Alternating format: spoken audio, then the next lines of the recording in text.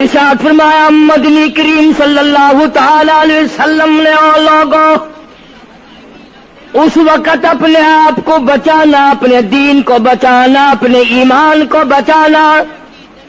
لوگ اتنے بگڑ جائیں گے، لوگ اتنے برباد ہو جائیں گے، لوگ اتنے تباہ ہو جائیں گے. صبح کو آدمی مومن ہوگا، شام کو موت آئی تو جنازہ کافر کا اٹھ رہا ہوگا.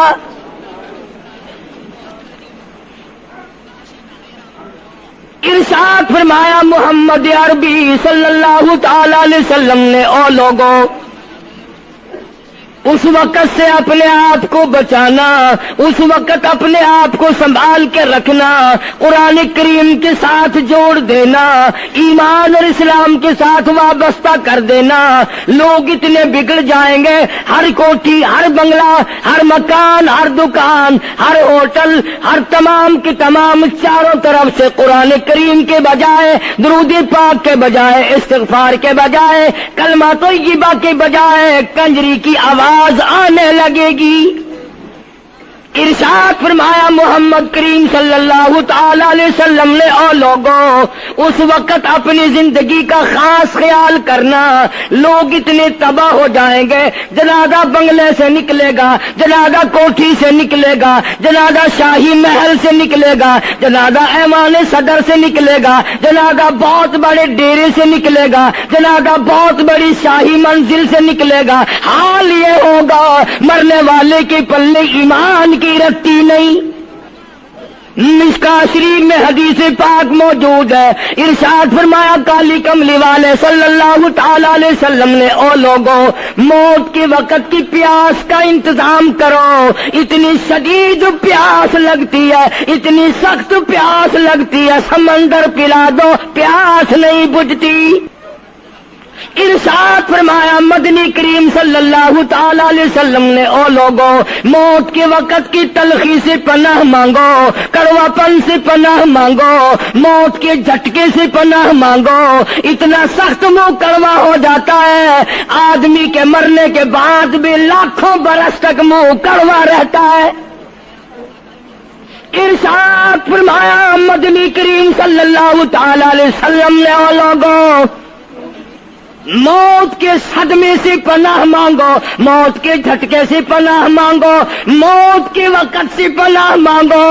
اتنا زبردست جھٹکا لگتا ہے، آدمی کے بدن میں منوں کے حساب سے لہو ہوتا ہے، جھٹکا لگنے سے ایک قطرہ باقی نہیں رہتا. ارشاد فرمایا مدنی کریم صلی اللہ تعالی علیہ وسلم نے او لوگوں موت کی تیاری کرو، قبر کی تیاری کرو. موت کا جھٹکا لگنے سے کانوں کے پردے پھٹ جاتے ہیں، آنکھوں کا نور ختم ہو جاتا ہے. ارشاد فرمایا محمد کریم صلی اللہ تعالی علیہ وسلم نے او لوگوں موت کے وقت کے پسینے سے پناہ مانگو. اتنا زبردست پگھر پسینہ آتا ساری زندگی میں کبھی نہیں آیا. موت کی گھبراہٹ سے پناہ مانگو. اتنی زبردست گھبراہٹ ساری زندگی میں کبھی نہیں آئی. آخری وقت ہے، کروٹیں بدل رہا ہے، کبھی پیر اکٹھے کرتا ہے، کبھی ہاتھ مارتا ہے، بےتابی ہے، الجھن ہے، بے قراری، پریشانی ہے. آخری وقت ہے. بیٹی نے پوچھ لیا ابا جان کیا تکلیف ہے؟ کہتا لخت جگر، کھانسی نہیں، درد نہیں، پیڑ نہیں، بخار نہیں، سانس لیتا ہوں ایسا معلوم ہوتا ہے ہزاروں کانٹوں والی ڈھینگریوں کے اوپر سے گھسٹ کے سانس آ رہا ہو. کلو نفس ذائقۃ الموت، ہر ایک نے موت کا ذائقہ چکھنا ہے. ہر جاندار نے موت کا ذائقہ چکھنا ہے. صحابہ کرام نے سوال کر دیا جناب محمد عربی صلی اللہ تعالی علیہ وسلم سے کالی کملی والے آدمی کی جان کیسے نکلتی ہے؟ فرمایا ریشمین کپڑا لے لو، خاردار جھاڑ پہ ڈال دو، پلہ پکڑ کے کھینچ لو، جیسے وہ تار تار ہو جاتا ہے آدمی کی یوں رگوں کو توڑ کے رکھ دیا جاتا ہے۔ حدیث پاک میں آتا ہے کہ فرشتہ رگوں میں غوطہ مار مار کر گھسیٹ گھسیٹ کر روح کو گھسیٹ کے لاتا ہے۔ والنازعات غرقا، قسم ہے ان فرشتوں کی جو روح کو رگوں میں سے غوطہ مار مار کر گھسیٹ کر لاتے ہیں۔ آج میری تیری کیا مجال ہے، کیا جرت ہے؟ کبھی سوچا بھی ہے کہ ایسا بھی وقت آنے والا ہے، نہ جانے گھر میں موت آئے گی، نہ جانے آپریشن روم میں آئے گی، نہ جانے ٹیکا لگتے ہوئے آئے گی، گولی کھاتے ہوئے آئے گی، یا سڑک پہ ایکسیڈنٹ میں موت آئے گی، کوئی نہیں جانتا، درود پاک پڑھتے ہوئے موت آئے گی، یا کنجری کا گانا گاتے ہوئے موت آئے گی۔ اس لیے مجذوب کرتا 2 دن کی زندگی پہ نہ اتنا اچھل کے چل، 2 دن کی زندگی پہ نہ اتنا اچھل کے چل، یہ راستہ ہی چل چلاؤ کا ہے، ذرا سنبھل کے چل۔ ہزاروں تیرے جیسے آئے، جب جانے لگے تو کوئی دنیا میں اندھیرا نہیں ہوا۔ خدا جانے یہ دنیا جلوہ گاہ ہے، ناز ہے کس کی؟ خدا جانے یہ دنیا جلوہ گاہ ہے، ناز ہے کس کی؟ ہزاروں اٹھ گئے لیکن وہی رونق ہے مجلس کی۔ نواب چلے گئے، راجے چلے گئے، صدر چلے گئے، وزیر چلے گئے، بڑے بڑے جج چلے گئے، دنیا اپنی جگہ قائم ہے۔ کبھی تم نے بھی سوچا کہ ہم بھی جا سکتے ہیں؟ نہیں نہیں، ہمیں کون ہلا سکتا ہے؟ ہم بڑے مضبوط ہیں، ہمیں کون ہلا سکتا ہے؟ افسروں کو دیکھو، ان کی کھوپڑی بگڑی ہوئی، ملازمین کو دیکھو وہ خدا کے قرآن کے باغی، ذمہ داروں کو دیکھو وہ محمد مصطفیٰ کے دین کے باغی۔ ہم پیروں فقیروں مولویوں کو دیکھو، بہانے بنا بنا کر کے دین کا ستہ ناش کر رہے ہیں۔ تمام اعمال خدا کے سامنے، اس نے بڑوں بڑوں کو رگڑ دیا، تمہاری میری کیا ہستی ہے؟ کروڑوں کے مربوں کے مالک دنیا سے چلے گئے۔ لاہور انارکلی میں چلے جاؤ، قطب الدین ایبک کی قبر پہ جا کے دیکھو، جس کا ایک حکم ملتے ہی در خیبر سے چاٹا گام کی پہاڑیوں تک لرزہ مچ جاتا تھا۔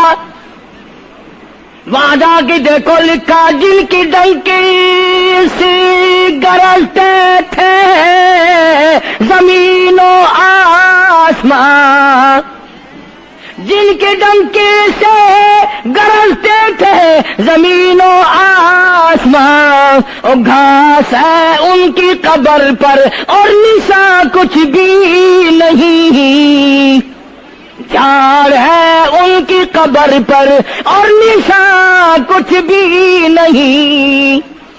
بادشاہوں کی قبروں پہ جھاڑ کھڑے ہیں، بڑی بڑی رانیوں کی قبروں پہ جھاڑ کھڑے ہیں، بڑی بڑی ملکاؤں کی قبروں پہ درخت کھڑے ہیں، بڑی بڑی حسین آنکھوں کو کیڑوں نے کھا کے ختم کر دیا، ایسے ایسے لب سرخ باریک پتلے لب کیڑوں نے کھا کے مکا دیے۔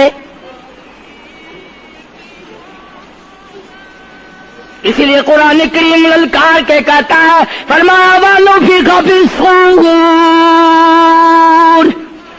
فَإِذَا هُم مِّنَ الْأَجْدَاثِ إِلَىٰ رَبِّهِمْ يَنسِلُونَ۔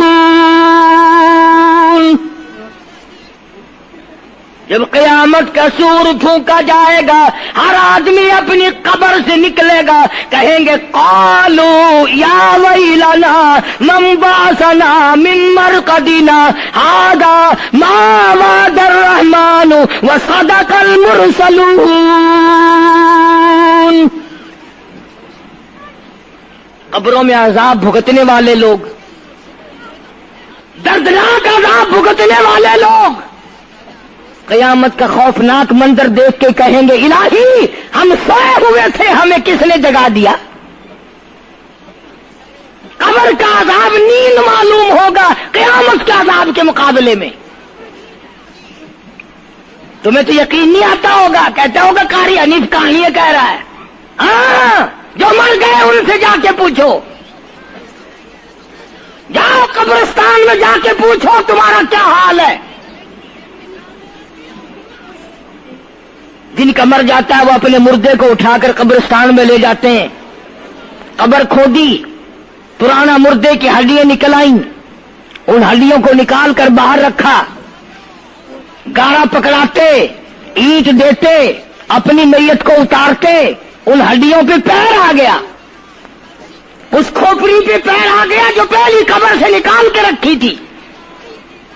کہتا اس میں سے آواز آئی کھوپڑی میں سے, کہتا کل پاؤں ایک کاش ہے سر پر جو آ گیا, یکسر استخانہ شکستہ سے چور تھا. اور جو کھوپڑی پیر کے نیچے آئی اس میں سے آواز آتی ہے ذرا راہ دیکھ کے چل اور بے خبر, کل میں بھی تیری طرح سرے پر غرور تھا. اور پیر کے نیچے چور چور کر دینے والے, کل اس کھوپڑی پہ بڑے اچھے اچھے دوپٹے اوڑے جاتے تھے, عطر کی مالش کی جاتی تھی, ہار ڈالے جاتے تھے, آج تیرے پیر کے نیچے آ کر میں چور چور ہو گیا ہوں. کل کو کسی کے پیر کے نیچے تو یوں ہی چور چور ہو جائے.